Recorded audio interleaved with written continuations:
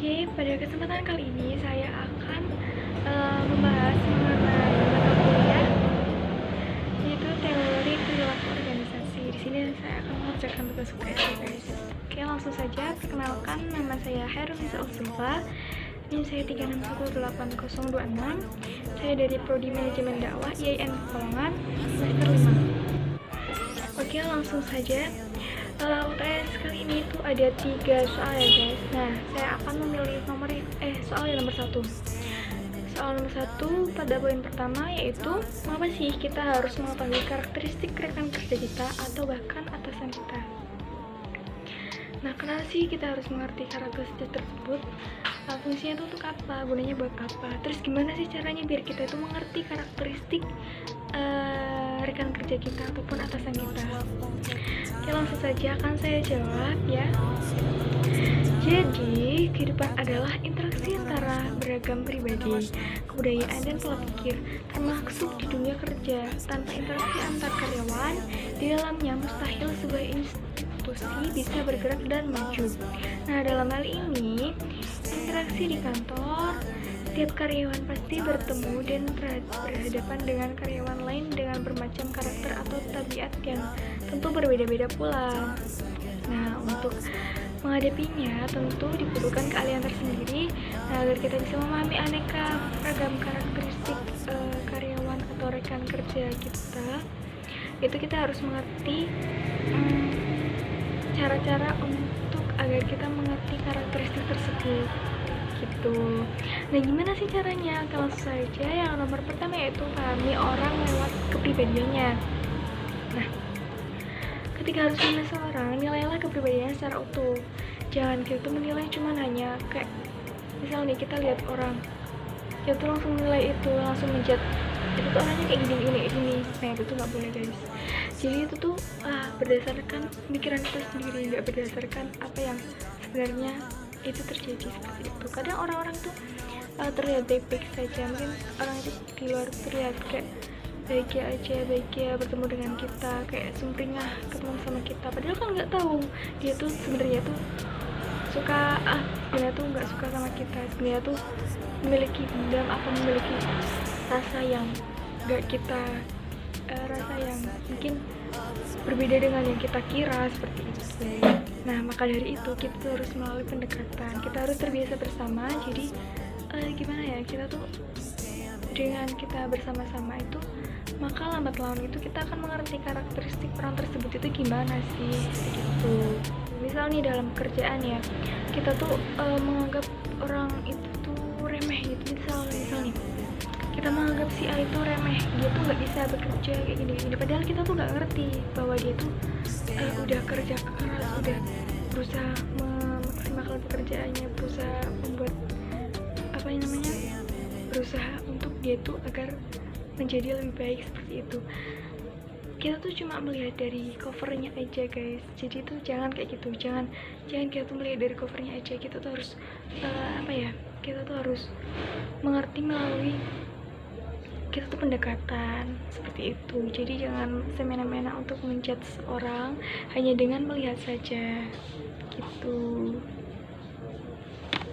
Nah, yang poin selanjutnya yaitu cobalah berempati. Artinya yaitu kemampuan untuk memahami dan mengerti pendapat serta perasaan orang lain tanpa kamu tuh merasa ikut hanya dalam perasaan itu gitu. Nah, jika memang orang yang mudah diajak berdiskusi, jika memang kamu itu orang yang mudah untuk diajak berdiskusi atau diminta pendapat untuk menyelesaikan suatu permasalahan atau problem solver, berarti Anda bisa disebut berempati seperti itu. Melalui empati, kamu juga akan tahu persis bagaimana karakter rekan kerja kamu yang sebenarnya. Oke, langsung saja kita masuk yang poin ketiga, yaitu ada bersikap fleksibel. Nah, emang tidak dapat dipungkiri ya, kita tuh hidup dalam beragam komunitas, dalam beragam job desk atau beragam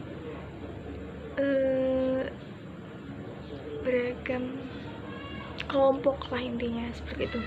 Nah, kemampuan beradaptasi atau menyesuaikan diri dalam suatu komunitas itu bisa disebut dengan fleksibilitas. gitu. Di dunia kerja kamu pun bisa dituntut untuk lebih fleksibel. Keterampilan memahami perbedaan manusia menjadi sangat penting jika kamu merasa menjadi bagian dari suatu komunitas kerja tersebut gitu. Jadi gimana ya, kita tuh harus bersikap fleksibel. Kita tuh nggak boleh ke egois kayak gitu, enggak, karena kita tuh berbaur dengan orang-orang. Kita tuh hidup tuh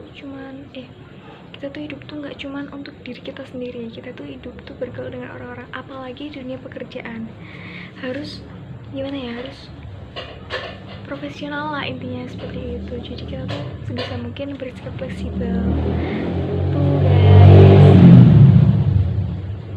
Maaf ya di sini noise. Oke, langsung saja untuk poin yang keempat, yaitu memberi saran yang efektif. Nah, kritik adalah salah satu mekanisme dalam membangun hubungan, apalagi di lingkungan kerja yang memiliki banyak sekali karakteristik. Untuk memberi saran kepada rekan kerja, kamu tuh harus tahu betul bagaimana sih karakter rekan kerja kamu itu. Juga pilihlah waktu yang tepat. Nah, berikan saran ketika orang yang dituju itu siap menerimanya. Jadi ada juga beberapa orang yang memang tidak mau diganggu ketika dia mendapati masalah. Dia akan memberikan waktu sendiri untuk dia menerima orang lain atau menerima kritikan orang lain untuk dirinya sendiri kayak gitu. Mungkin orang itu akan tambah beban atau tambah tambah pikiran masalahnya sampai berlarut-larut ketika orang itu malah menyelimuti hidupnya. Oke, langsung saja kita ke poin yang kelima, yaitu pelajari budaya yang ada pada perusahaan tersebut. Nah, kita juga harus menyadari bahwa bertemu dengan banyak orang itu sama saja kita bertemu dengan banyak karakteristik atau banyak sifat-sifat orang yang berbeda-beda. Nah, tapi jangan menganggap perbedaan karakter sebagai sesuatu yang dapat menghambat laju karir gitu. Jadi jangan langsung berkecil hati ketika kamu tahu betapa sulitnya memahami karakter seseorang dalam waktu singkat. Belajar memahami karakter orang memang tidak selalu bisa singkat, memang tidak semudah yang kita bayangkan kayak gitu. Kita harus melalui proses, kita harus mungkin terbiasa bersama kayak gitu. Memahami karakter itu nggak secepat kita mengenal seseorang, nggak secepat kita mengetahui nama seseorang, seperti itu. Nah, asal kamu menyadari bahwa perbedaan karakter merupakan hal biasa dalam hidup, dengan sendirinya kamu juga akan terbiasa berada di lingkungan yang memiliki budaya berbeda dengan apa yang kamu biasa lakukan, seperti itu. Karena kan di lingkungan kerja itu nggak seperti kita di rumah, nggak seperti kita di sekolahan, itu kan berbeda guys. Jadi pokoknya lingkungan itu tuh berbeda gitu. Jadi kita tuh harus menyesuaikan kembali lingkungan yang akan kita tepati itu.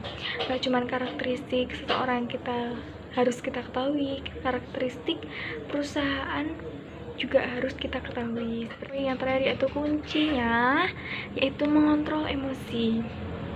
Sabar. Tak perlu mengeluh ketika rekan kerja kurang peduli di lingkungan kerja itu. Kita tuh boleh sih orang mengeluh, wajar, tapi tuh jangan yang terlalu selalu mengeluh gitulah. Karena kalau selalu mengeluh, dampaknya juga akan di kitanya sendiri. Kita juga akan kesulitan dalam menjalankan pekerjaan. Kita juga akan kesulitan sendiri untuk melaksanakan pekerjaan tersebut. Nah, kunci untuk menghadapi karakter yang beraneka ragam adalah mengenai kontrol emosi. Dalam kontrol emosi, kamu tidak akan mudah terbawa emosi. Jadi kamu tuh ya bisalah, kalau mau kontrol emosi, ingat aja sabar gitu. Insyaallah nanti kedepannya bakal lebih baik, kita bakal lebih berjalan dengan baik gitu. Itulah sabar, seperti itu, sabar. Oke, langsung saja kita lanjutkan untuk nomor 1, poin B yang berbunyi yaitu, nah pada poin B kita dihadapkan pada suatu permasalahan, yaitu di sini saya berperan sebagai manajer pemasaran. pada sebuah perusahaan, dan kemudian saya mengetahui bahwasanya ternyata salah satu karyawan saya itu yang indisipliner gitu. Nah, gimana sih langkah-langkah saya untuk mengetahui untuk menangani karyawan yang bersikap indisipliner tersebut? Oke, langsung saja. Apa sih itu indisipliner? Nah, pada kamus KBBI, indisipliner yaitu perilaku tidak patuh pada peraturan atau melanggar disiplin kerja. Oke, tidak ada seorang pun yang senang bekerja dengan karyawan yang memiliki kepribadian yang buruk ya, yang mesti melanggar kerja atau melanggar peraturan-peraturan yang terdapat pada suatu pekerjaan atau suatu perusahaan. Itu kan dapat mengakibatkan salah satunya itu perusahaan itu menjadi perusahaan itu dipandang buruk oleh orang luar gitu kan. Maaf ya guys, ini tak pegang aja gitu kan. Kalau ada karyawan yang buruk kayak gitu juga dampaknya kan kepada perusahaan juga kan guys gitu. Jadi kita tuh harus mengerti atau kita harus memberikan sikap terhadap karyawan-karyawan yang melanggar atau yang indisipliner tersebut. Tuh gimana ya, karena jika karyawan yang bekerja indisipliner atau yang bekerja dengan seenaknya saja itu akan dapat menjadi pengaruh untuk bisnis perusahaan tersebut. Bisnis perusahaan saya kan, bisnis saya sebagai manajer ya guys. Jadi ketika ada karyawan yang buruk atau ada karyawan yang indisipliner gitu, maka akan dapat memberikan dampak buruk juga terhadap perusahaan atau bisnis yang ada pada saya. Seperti itu. Tidak cuma memberi dampak buruk terhadap job desk-nya saja, tapi memberi dampak buruk terhadap keseluruhan perusahaan atau keseluruhan organisasi yang ada dalam perusahaan tersebut. Tidak hanya mempengaruhi angka produktivitas, tapi juga moral dan kinerja seluruh bagian perusahaan itu menjadi buruk atau menjadi down gitulah. Nah, oke, langsung saja. Gimana sih atau apa sih yang dimaksud dengan kinerja buruk itu? Nah, kinerja buruk yaitu seperti kegagalan untuk melakukan tugas-tugas yang diberikan dalam pekerjaan sebagaimana diminta oleh para pemimpin perusahaan atau diminta oleh para manajer. Hal ini dapat juga diartikan sebagai ketidakpatutan terhadap kebijakan kerja yang ditentukan pada suatu perusahaan tersebut, perilaku kerja yang tidak menyenangkan atau perilaku mengganggu yang mempengaruhi karyawan kerja lainnya pada suatu perusahaan. Itu yang dimaksud dengan kinerja yang buruk. Oke. Nah, ini dia gimana sih caranya menghadapi karyawan yang buruk dalam kerja atau karyawan yang indisipliner. Oke, langkah yang pertama yaitu saya akan menggali atau memahami akar masalah atau penyebab karyawan itu kenapa sih jadi menjadi karyawan yang indisipliner atau menjadi karyawan yang buruk gitu. Nah, sebelum saya membuat rencana untuk mengatur dan mengubah karyawan yang bekerja buruk tersebut, saya juga harus mendekati karyawan tersebut agar kita tuh komunikasinya tuh gampang kayak gitu loh guys. Jadi kita tuh harus mendekati dulu gitu biar enggak hambar gitu rasanya. Tiba-tiba kita menanyai, kenapa sih kamu kerjanya kayak gini, kan sananya kan juga akan kaget gitu, ini kenapa orang kok tiba-tiba nanya kayak gini gitulah. Jadi kita tuh harus melalui pendekatan dulu, harus gimana ya biar karyawan itu juga tidak canggung untuk menjawab pertanyaan-pertanyaan dari kita. Nah, setelah kita dekat, setelah saya sudah mendekati karyawan tersebut, maka saya juga akan maka saya akan sedikit demi sedikit menyerempet-nyerempet tentang permasalahan kenapa sih karyawan itu tuh buruk dalam bekerja, kenapa sih karyawan itu menjadi karyawan disipliner kayak gitu, kenapa sih, ada masalah apa sih sebenarnya, penyebabnya apa kayak gitu. Jadi nggak langsung kita menanya seperti itu, kita harus melakukan pendekatan dulu ya guys gitu. Namun sebelum saya menanya itu, saya juga harus memberikan bukti-bukti atau memberikan fakta-fakta bahwa dia itu buruk dalam kerja. Jadi misal nih, saya contohkan aja, mungkin kepada OB ya. Nah misal OB itu mungkin membersihkan terus tapi ternyata alat kebersihan itu tuh tidak selalu dia bersihkan setelah dia menggunakannya. Jadi kan dapat mengakibatkan alat itu tuh cepat rusakan guys kayak gitu. Jadi saya mengumpulkan bukti-bukti tersebut untuk saya berbicara, untuk saya menjelaskan bahwa karyawan ini termasuk dalam karyawan indisipliner seperti itu. Tetap menjadi seorang profesionalisme terhadap job saya. Kan bisnis saya sebagai manajer, jadi saya harus tetap bersikap profesionalisme. Jadi ya pokoknya saya tuh harus sebisa mungkin bersikap tenang dan menahan emosi atau mengontrol emosi. Jadi ya agar perbincangan saya dengan karyawan tersebut itu tetap baik seperti itu. Nah setelah semuanya sudah tersampaikan, setelah semuanya saya sudah mengutarakan bahwa dia itu seperti ini, maka saya akan membantu mencarikan solusi tentang masalah-masalah yang ternyata dihadapi seperti itu. Nah ketika saya sudah mengetahui akar masalahnya, maka sebisa mungkin saya akan membantu mencarikan solusi untuk masalah karyawan. Hal ini mungkin sulit dilakukan bergantung pada kompleks dari akar masalahnya yang ada. Akan tetapi karyawan akan merasa terbantu ketika mengetahui bahwa kita itu berniat, bahwa kita itu mau untuk membantu atau memberikan solusi terhadap karyawan tersebut gitu, agar masalahnya itu cepat selesai.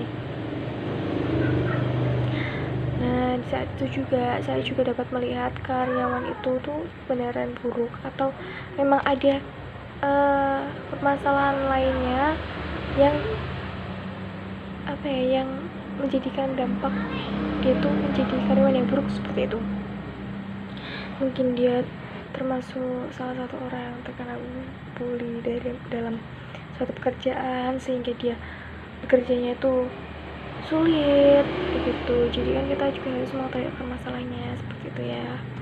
Yang ketiga yaitu kita harus memberikan motivasi kepada karyawan itu agar karyawan itu tetap semangat atau tetap mau berubah untuk menjadi yang lebih baik seperti itu. Langkah keempat yaitu latih, pantau, dan berikan masukan. Nah, selalu berikan kesempatan bagi karyawan untuk bertanya dan mendapatkan bimbingan untuk menghadapi hambatan yang timbul selama PP. Berikan masukan secara teratur untuk karyawan. Saya akan memberikan masukan secara teratur untuk karyawan tersebut, baik mingguan ataupun bulanan, untuk memastikan bahwa mereka tetap berada di jalur yang benar dan untuk menghadapi masalah yang muncul sehari-hari seperti itu. Jadi kita tuh harus selalu memantau gitu deh. Mungkin langkah selanjutnya itu langkah kelima, yaitu hargai peningkatan yang ada. Kita tuh juga harus menghargai peningkatan yang ada, walaupun peningkatan itu cuma sedikit-sedikit kayak gitu guys. Jadi kan memang seorang itu nggak seorang itu kan beda-beda. Kalau seperti yang saya bahas pada poin pertama, yaitu karakteristik orang itu berbeda-beda. Jadi kita juga harus kita juga harus telaten dalam menghadapi karyawan yang buruk itu. Kita harus menghargai peningkatan yang ada pada karyawan itu. Yang penting karyawan itu mau berusaha, mau belajar untuk menjadi lebih baik. Kita tuh harus tetap mendukungnya seperti itu. Oke, tidak lupa saya untuk memuji atau memberikan penghargaan terhadap karyawan yang mau berubah tersebut. Karena kan pada umumnya seseorang akan merasa lebih semangat, akan merasa lebih giat bekerja atau merasa lebih giat itu karena dia itu termotivasi atau karena dia itu diberikan penghargaan, diberikan support gitu, support, atau saya akan memberikan penghargaan kepada karyawan yang mau berubah tersebut kayak gitu. Karena kan tidak hanya untuk para karyawan itu juga akan, tetapi juga harus